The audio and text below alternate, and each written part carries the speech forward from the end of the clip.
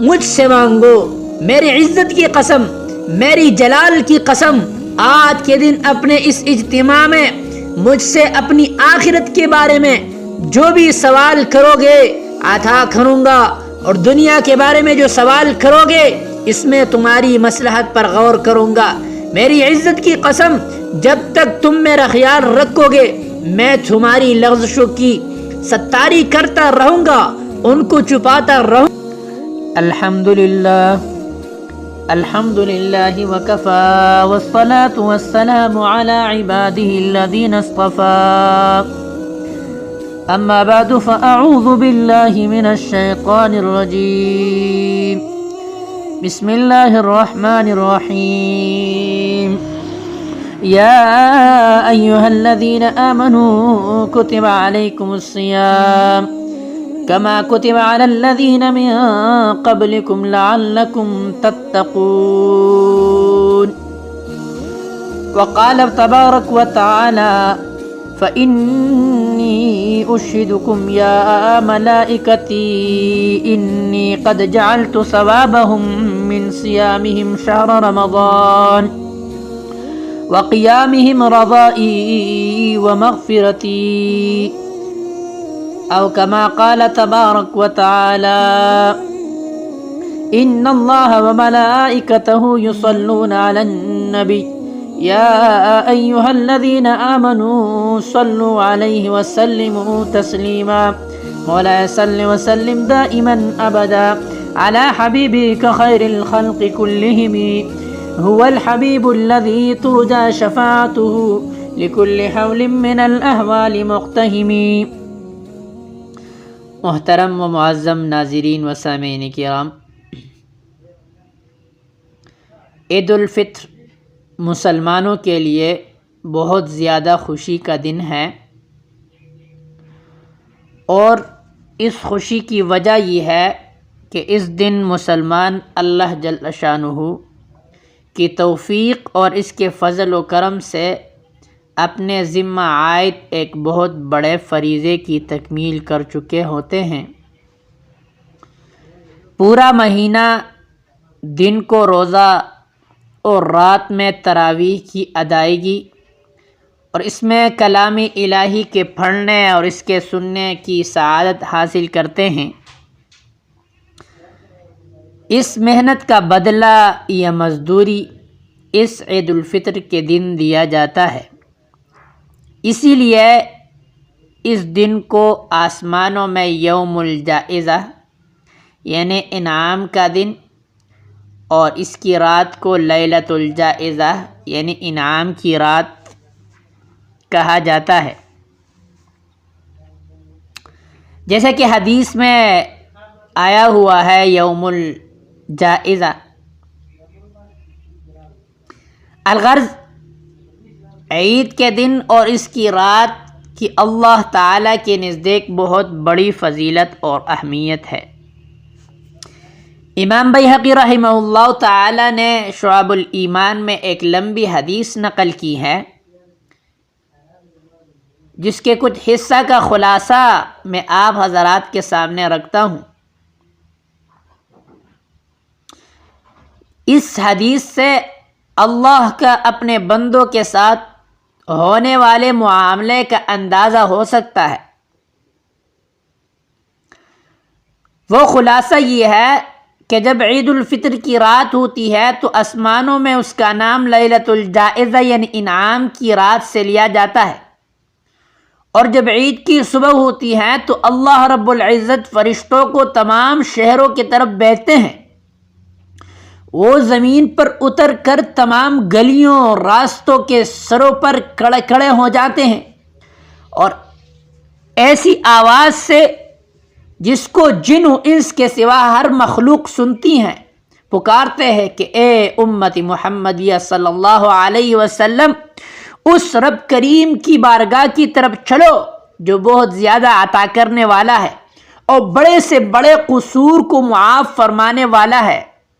پھر جب لوگ عیدگاہ کی طرف نکلتے ہیں تو اللہ تعالی فرشتوں سے دریافت فرماتے ہیں کہ کیا بدلہ ہے اس مزدور کا جو اپنا کام پورا کر چکا ہو؟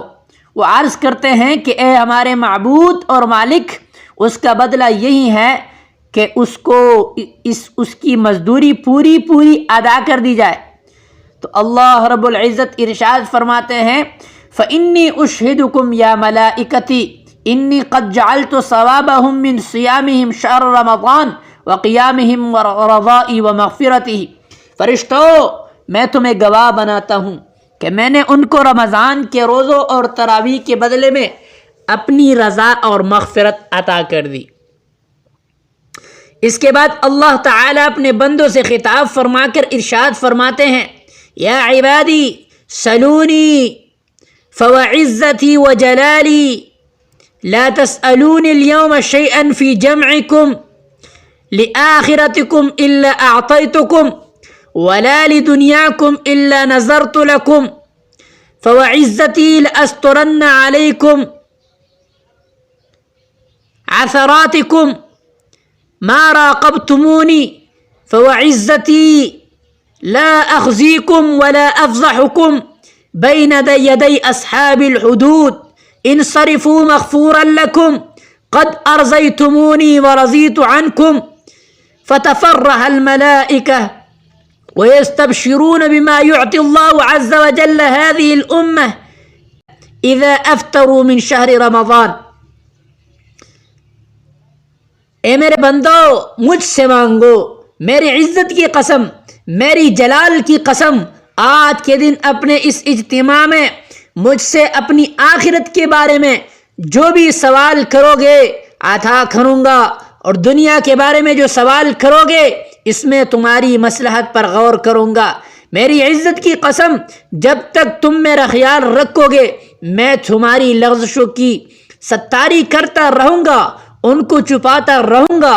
میری عزت کی قسم، میری جلال کی قسم، میں تمہیں مجرموں اور کافروں کے سامنے رسوا نہیں کروں گا۔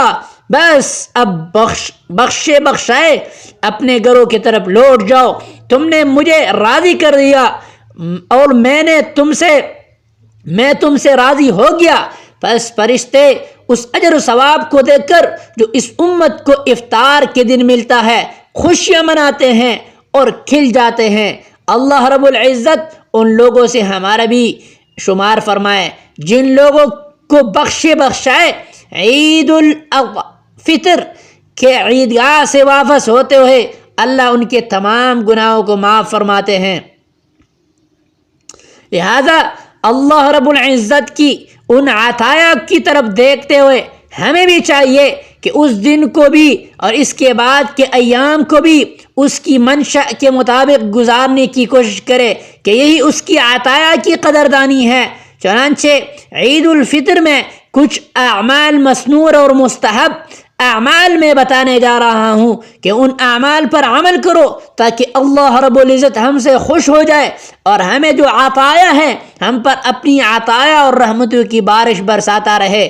تو عید الفطر کی مسنون اعمال اور مستحب اعمال یہ ہے کہ عید الفطر کے دن صبح سویرے اٹھنا، یہ جو ہے یہ مسنون ہے۔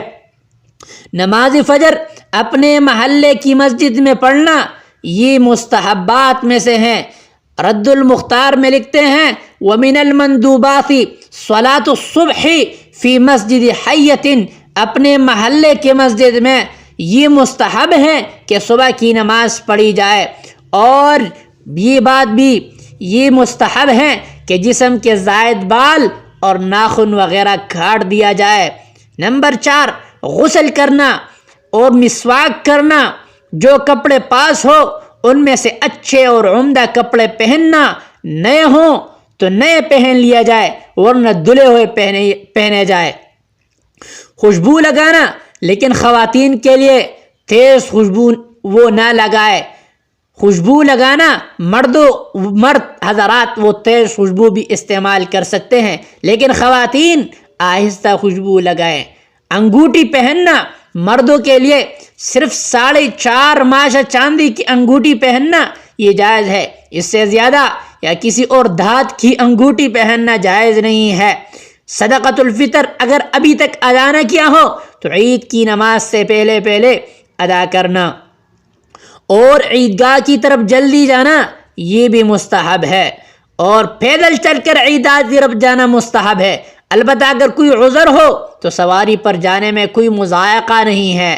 نماز عید عیدگاہ میں ادا کرنا، البتہ اگر کوئی عذر ہو، مثلا بارش ہو وغیرہ وغیرہ، تو محلہ کی مسجد میں بھی عید کی نماز ادا کی جا سکتی ہے۔ عیدگاہ کی طرف جاتے ہوئے آہستہ آواز میں تکبیرات تشریق کہتے ہوئے جانا، اور عیدگاہ پہنچ کر تکبیرات بند کر دینا، تکبیرات تشریق یہ پڑھ لینا، اللہ اکبر لا الہ الا اللہ اللہ اکبر وللہ الحمد۔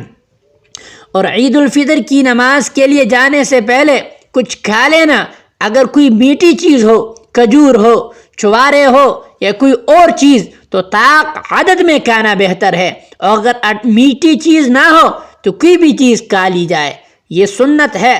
اور نماز عید ادا کرنے کے بعد واپسی پر راستہ بدل کر آنا، یہ سنت ہے۔ جس راستے پر آپ گئے ہو تو دوسرے راستے سے واپس آ جائیو۔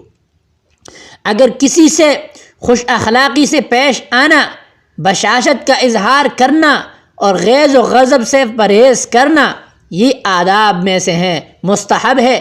اور اپنی وسعت کے مطابق مستحقین اور مساکین کی مدد کرنا، صدقہ کرنا عید الفطر کے دن یہ جو ہے سنت ہے۔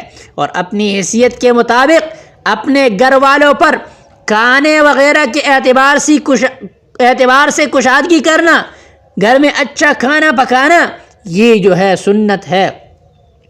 اور اگر ممکن ہو تو عید کے دن جبہ پہننا، یہ بھی سنت ہے، کیونکہ وَيَنْدُبُ لِلرِّجَالِ وَكَانَ لِلنَّبِيِّ صلی اللہ علیہ وسلم جُبَّةٌ يَلْبَسُهَا فِي الْجُمَعِ وَالْأَعْيَادِ۔ حضور صلی اللہ علیہ وسلم جو ہے کے لیے ایک جبہ ہوتا تھا، حضور صلی اللہ علیہ وسلم جمعوں میں اور عید میں اس کو پہن لیتے تھے، اس کو زیب تن فرماتے تھے۔ اسی وجہ سے اگر جبہ میسر ہو تو اس کو پہن لینا چاہیے، یہ مستحب ہے۔ اور ایک دوسرے کو مبارکباد دینا یہ بھی مستحب ہے، بشرطے کہ اس کو لازم نہ سمجھا جائے۔ اور یہ جو مسائل ہیں یہ رد المختار میں ذکر کیے گئے ہیں۔ ابھی آپ حضرات کے سامنے جو کچھ میں نے بیان کیا اس پر عمل کرنا چاہیے، جو مستحب اعمال ذکر کیے اس پر عمل کرنا چاہیے۔ اللہ رب العزت ہمیں دین متین پر عمل کرنے کی توفیق عطا فرمائے۔ وآخر دعوانا ان الحمد للہ رب العالمین۔